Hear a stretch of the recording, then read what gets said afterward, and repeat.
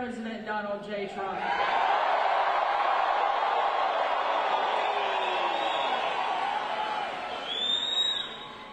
What an incredible night. It is such an honor to be here with you, and such an honor to share the stage with my friend and our country's favorite president, President Trump.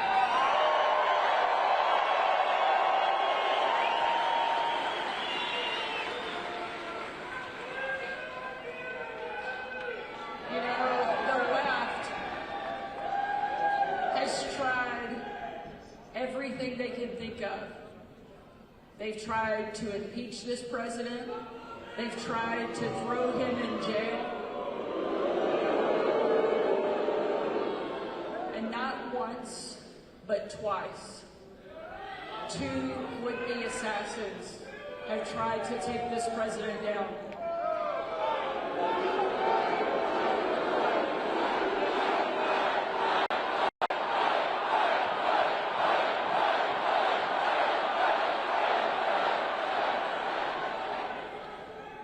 But we're here to let them in on a little secret. God is not done with President Trump.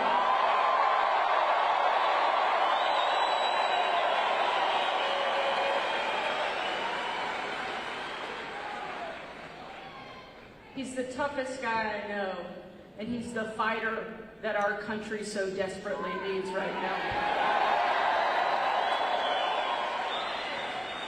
And because of each one of you, he's going to be back in the White House and win big in November.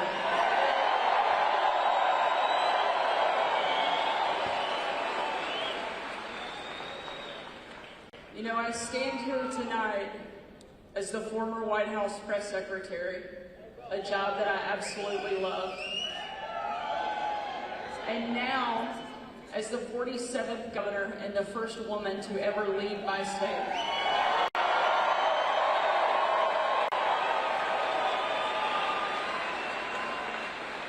And while I'm incredibly proud of those things, the most important job I have, the greatest title I have, is that of being a mom. I have 3 kids.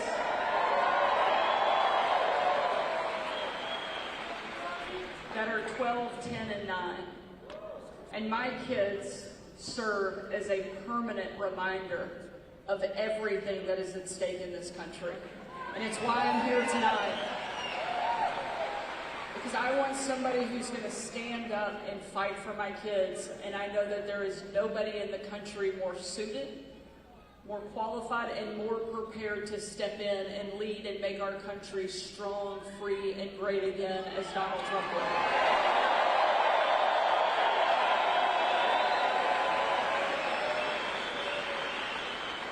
Not only do my kids serve as a permanent reminder of what's important, they also keep me humble. You can walk into a room like this where people cheer when you step onto the stage, and you might think for a second that you're kind of special. Then you go home, and your kids remind you very quickly you're actually not that big of a deal. And ours are pretty good at it. My daughter Scarlett, who's 12 a couple years ago, was getting ready for her first ever father-daughter dance. Big deal at our house. Scarlett didn't just want to go to the dance, she wanted a big reveal. She wanted to come down the stairs and her Prince Charming, my husband, to be there, and everything to be this magical, special thing. So I'm sitting at the top of the stairs, putting the finishing touches on Scarlett, making sure she's ready for the night of her life. And as I'm talking to her, I'm telling her how proud I am of her, how thankful I am that God chose us to be her parents, how beautiful she is on the inside and out. And as I'm having this moment, I start to get a little bit emotional, teared up. As my eyes fill with tears, my sweet daughter reaches up, pats my shoulder, and says, "It's okay, Mommy. One day you can be pretty too." So my kids keep me humble. Unfortunately, Kamala Harris doesn't have anything keeping her humble. You would think after 4 years of straight failure, she would know a little humility. Unfortunately, she doesn't. You would think after 4 years of wide open borders, skyrocketed inflation, and an embarrassment on the national stage, she would be held accountable for the failures of this administration, but she thinks she can walk away and get out of it. But we're not going to let her.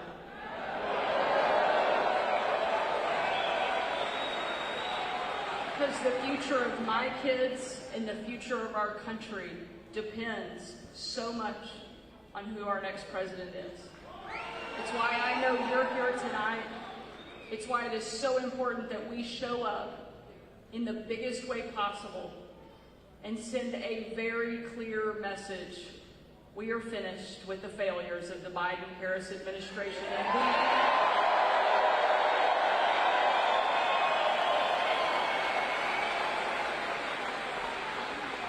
and we're ready to bring our fighter back. Ladies and gentlemen, please help me welcome the greatest president our country has ever seen, our friend, our fighter, Donald J. Trump.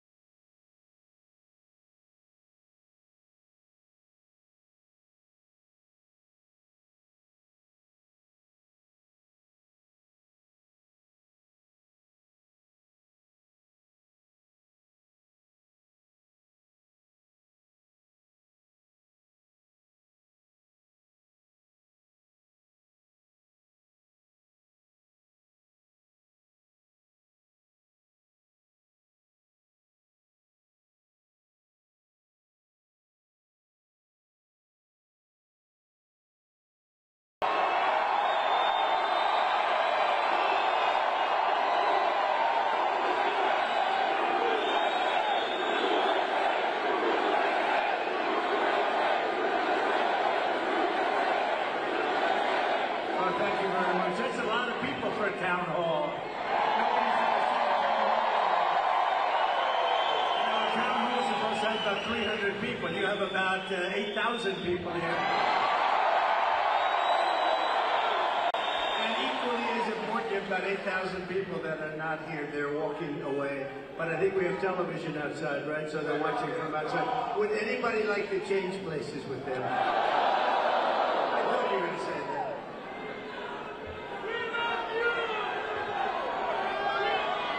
Thank you, everybody. Hello, Sarah. Mr. President, nobody's ever seen anything like it. Well, it's been a great experience. It's a dangerous business, however, being president. It's a little bit dangerous. It's, you know, they think race car driving is dangerous. No. They think bull riding is pretty scary, right? No. This is a dangerous business, so we have to keep it safe. Mr. President, I don't think there's a person, certainly in this room tonight, and probably anywhere in the country, that doesn't remember exactly where they were on July 13th, that Saturday, when a horrific thing happened. An attack not just on you, but what I see is an attack on our entire country. They have...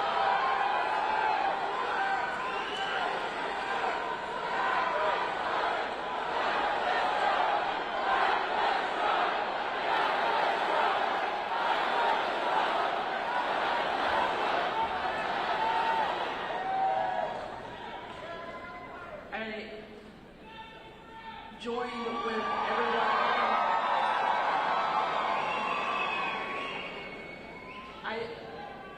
We know that you were tough.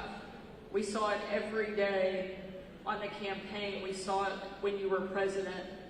But I don't think anybody was prepared for what we saw that day. And now it's happened not once, but twice. You've literally taken a bullet for our country. And yet you keep fighting.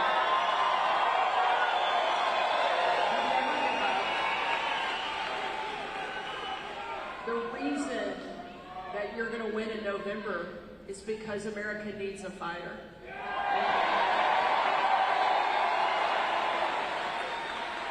We've never needed a fighter more, and we've never had somebody more qualified to step in and lead our country than you.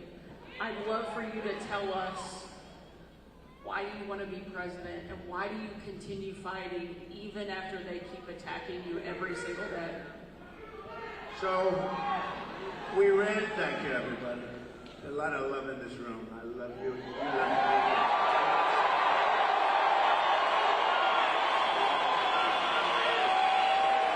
So, we ran in 2016 and it was amazing. It was amazing and we won. We then ran in 2020, we did much better than 2016. People don't like to hear it, you know, oh, he's a conspiracy theorist, you know. We got millions and millions more votes. We did much better. It wasn't even a contest. I was telling one of the papers, they said, what was the difference? I said, well, the difference is we did much, much better the second time.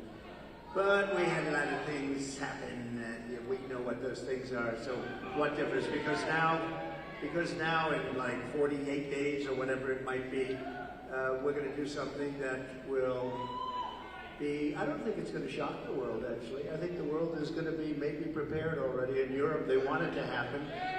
Even though they would not prefer dealing with me in terms of the economics, they still want it to happen because the whole world is blowing up and they know it's not going to blow up if I'm president here. But, so we did great. And honestly, if I didn't do great, if we know what happened, and if that didn't happen, if I didn't do well in 2020, I wouldn't even think about doing this. But we did phenomenally well, and bad things happened. We're not going to let it happen again. And now, I'll tell you, so 2016, a lot of spirit. 2020, we had unbelievable spirit. And then we got let down because what happened should never be allowed to happen in this country again. But I have never seen the spirit like I've seen right now for this race.